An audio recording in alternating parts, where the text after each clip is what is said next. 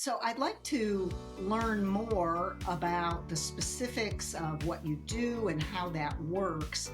Can you tell us how traumatic or stressful experiences end up being held in the body? We experience at any point in our lives, but it happens most frequently when we're young, usually under the age of 7, that is too much for us to process in that moment.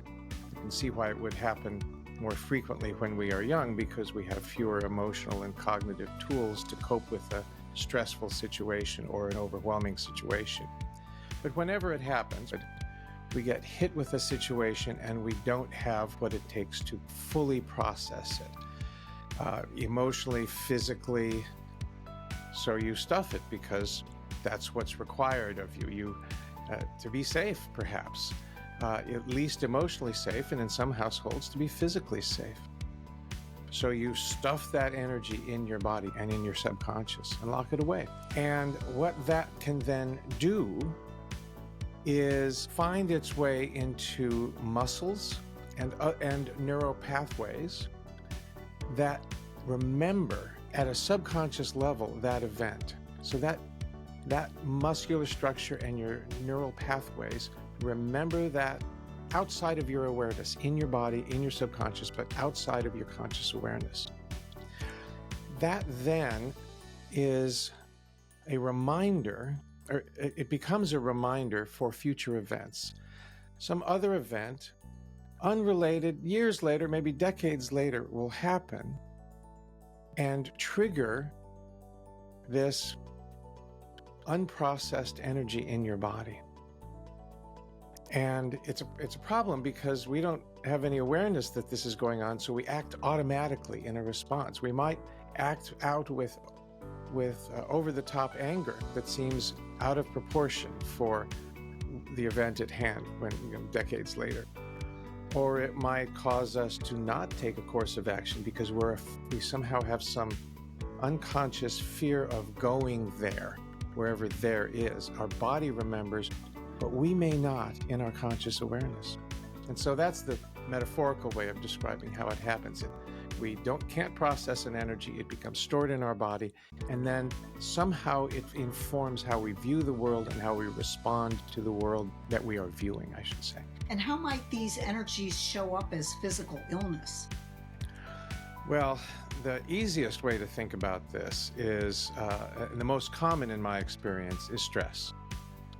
Stress, we have lots of, and you're a greater expert on the chemical situation here, but I think it's pretty common knowledge even to non-physicians like myself that stress is related to the release of a variety of hormones. First and foremost, as I understand it, is cortisol. And elevated cortisol levels are associated with all sorts of illnesses. In fact, it's hard to imagine many illnesses that it's not associated with. I've seen study after study that not only relates it to illness, but relates it to our inability to heal from injury or illness.